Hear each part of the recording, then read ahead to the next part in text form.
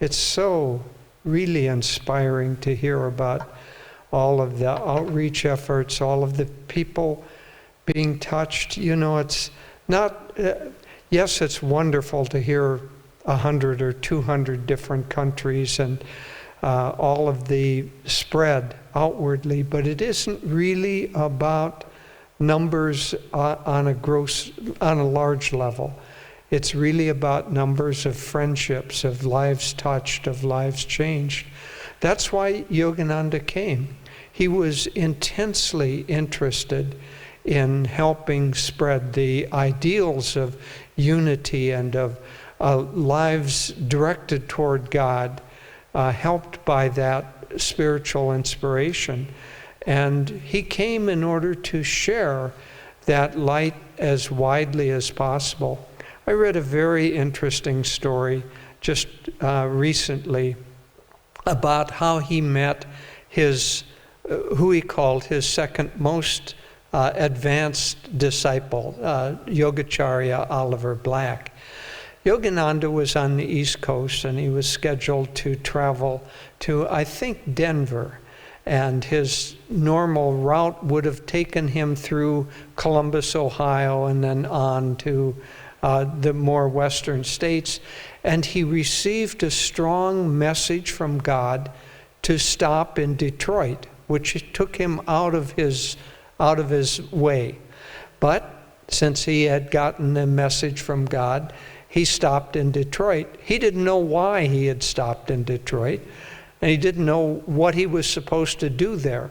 So he got out the phone book and he started running his finger down the names in the phone book, and then he came to a name and he stopped and he dialed that number, and the woman that on the other end answered the phone. He introduced himself, and she said, "Oh, I know who you are.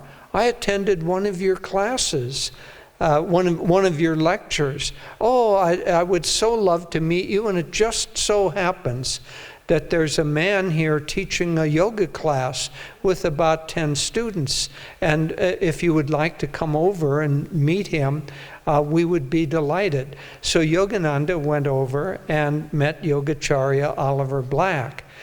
He stayed, I don't know what his schedule was, but he stayed for 10 days or 2 weeks, Oliver Black recalled at that time, and that connection was immediate.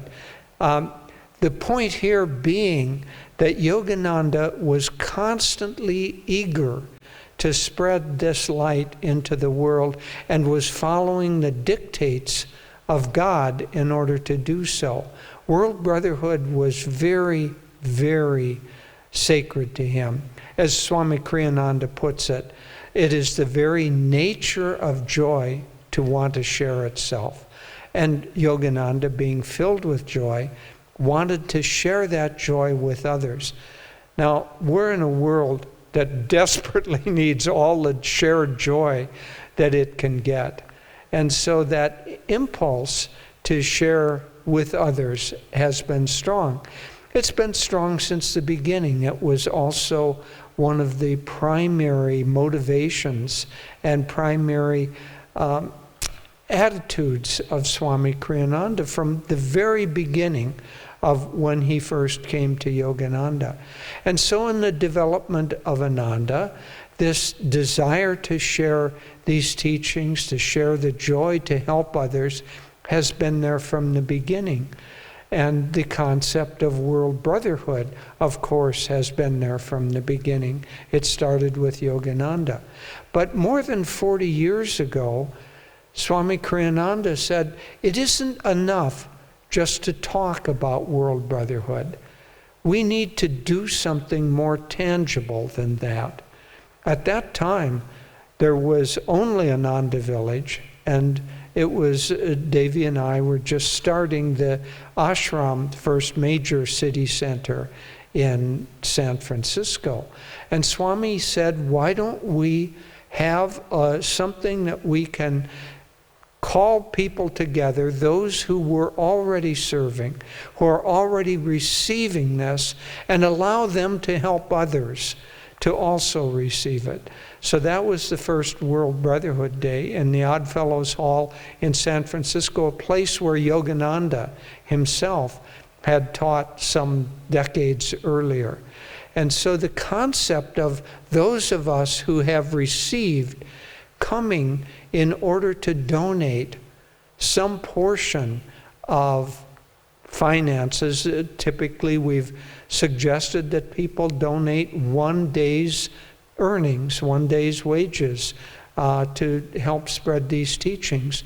But regardless of what people actually donate, the more important idea is that those of us who have received, it's now time to help others receive. And for our growth, it's time to help others receive. Because if we're just on the receiving end, it's like a thimble being held up, and a certain amount can be poured into that thimble, but it won't hold very much, or a cup, or maybe even a bucket. But nonetheless, that can't hold very much.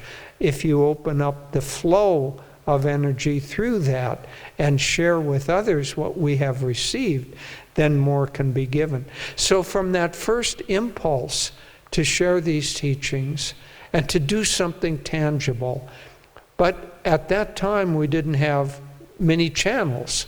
We could help publications, we could send books out to people, we could send some lessons out to people, but that was really kind of the extent. Now we have hundreds and hundreds of channels throughout the world where people are not only can possibly be helped, but are already actively being helped. Davy and I travel around the world, and we've just finished a 3.5-month journey to Europe and then on to India.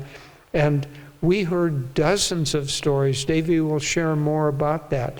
But dozens of stories how during these very difficult years of the pandemic, because our trip was in many places the first time the devotees in that place had been able to gather in large numbers since the beginning of the pandemic. But during the pandemic, during this time, we heard story after story after story of how Ananda had been able to be a life support in some cases, literally a life support to people. In other cases, a financial support.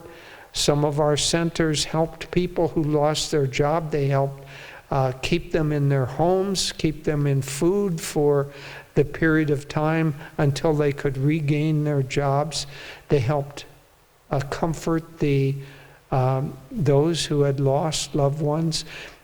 But this sense of wanting to share, wanting to help, wanting to spread the joy in a spirit of true world brotherhood now has enough centers so that we can really begin to make that more than an aspiration. It has now become the possibility, the reality of helping hundreds and thousands of people every year. And so but of course, the effort to do that needs to have generous donors in order to provide the funds that make that possible. And as I said, not only does it help the donations that you make, not only do they help make this concept of world brotherhood tangible and real, but for you who participate in this, it makes you then a channel of the divine desire to share joy, to bring this world into more unity and more harmony, to show the natural goodwill of people with a desire to see others have lives that are uplifted or in some cases maintained. That desire to share with others is perhaps the most core of the core of all the Ananda values. And so I'd like to personally thank all of you who have so often donated generously and continue to do that.